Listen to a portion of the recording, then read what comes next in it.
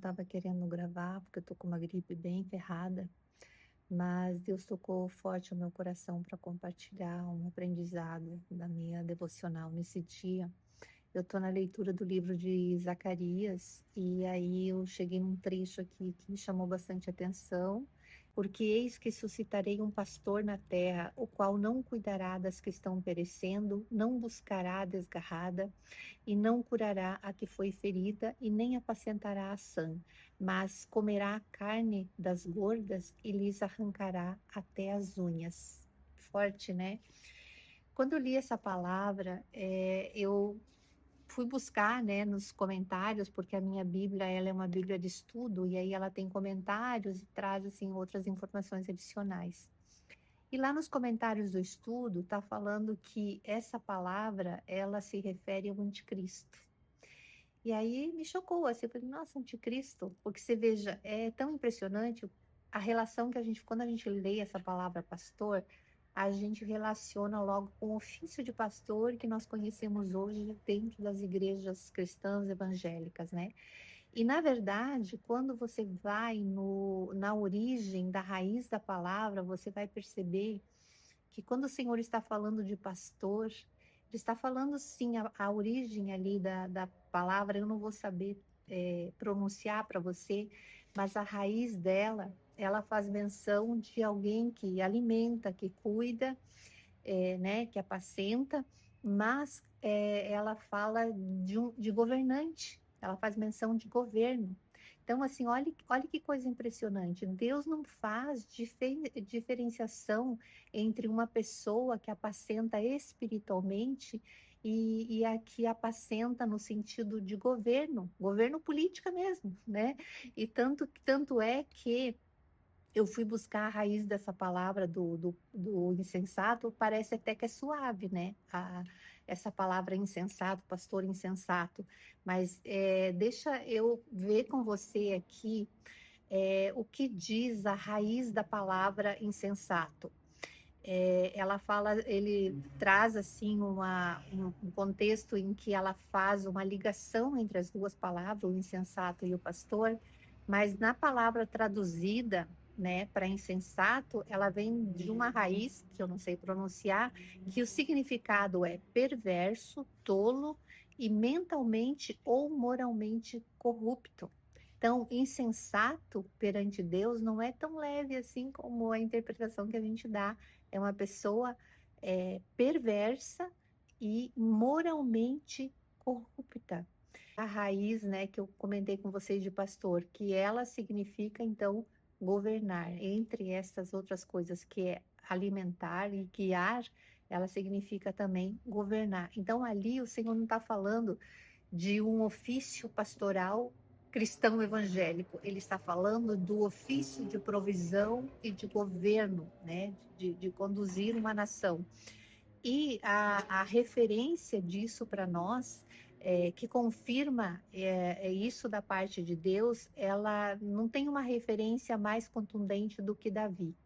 E que vai dizer aqui no livro do profeta Samuel que Deus tirou Davi das malhadas das ovelhas, que ele era pastor, para governar o seu povo, porque o sistema de governo era de reinados, né? Então Davi, ele foi chamado para governar, para gerir as leis, para guerrear pelo povo, para suprir o povo, para fazer gestão dos recursos naturais e materiais para prover o povo, né? Então olha que profundo que é isso. Nós ficamos assim detidos na questão espiritual, ainda tem todas umas brigas, umas facções de que o espiritual não se mistura com o natural, que cristão não deve se envolver com política e tudo isso. Tudo isso é uma estratégia do mal para que a gente realmente não se interesse por este aspecto ou não haja com a responsabilidade e a seriedade com que a gente deve agir e entregue realmente a gestão de recursos nas mãos de pessoas corruptas. Mas voltando aqui para o contexto, quando você vai lendo os demais capítulos do livro de Zacarias, realmente eles vão de encontro para mostrar que essa pessoa sim se trata do anticristo. porque, na verdade, ele vai fazer uma intercalação da rejeição que houve da pessoa de Jesus, da interpretação equívoca e dessa separação de poder que eles fizeram entre o poder do reinado de Cristo e o poder governamental terreno, né? Então, assim como Jesus não se conduziu da forma como eles imaginavam, digamos, os religiosos da época, eles então rejeitaram totalmente o governo do Senhor. E daí, nesta profecia, fala sobre todo o contexto do que aconteceu e do que virá a acontecer ainda, e que então, como houve e ainda persiste essa rejeição de Cristo como governo em todos os aspectos, ele vai chegar um tempo que ele vai então suscitar um governante que vai governar conforme a sua vaidade, conforme o seu orgulho, conforme a sua perversão moral, e o povo vai acabar perecendo embaixo de um governo único que vai centralizar esse poder, unificando todas as coisas, inclusive religião, moeda e tudo mais. E isso, assim, é bem assustador, porque a gente sabe que isso está previsto na palavra e a gente vê que, na verdade, essa corrupção que acontece na gestão pública, que traz o caos na sociedade e que acaba fazendo com que tenha que ter até uma interferência, às vezes, de outras nações, e aí começa a acontecer esses conflitos.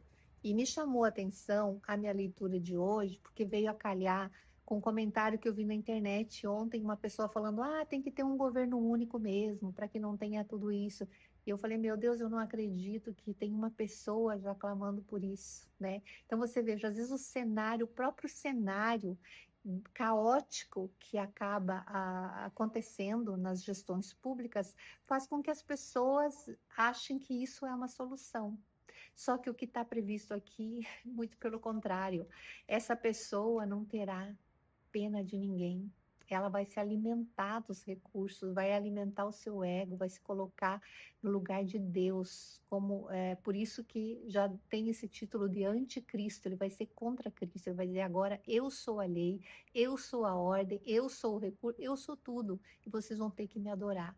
Né? Então, assim, aqueles que hoje se recusam a adorar ao Cristo, o único pastor fiel e justo, vão ter ali uma figura humana mostrando do que a natureza humana é capaz quando ela faz aí uma simbiose com o mal, né?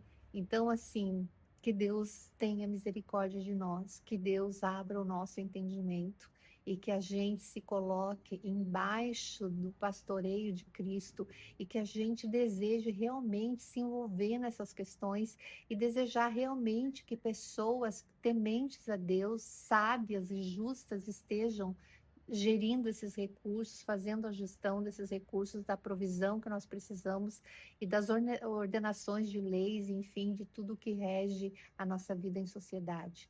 Porque nós estamos aqui nesse mundo, né? Não pertencemos ao sistema deste mundo, mas nós estamos aqui e o Senhor nos ensinou a orar, dizendo para que venha o reino de Deus e que a vontade dele seja feita nessa terra como é feita no céu.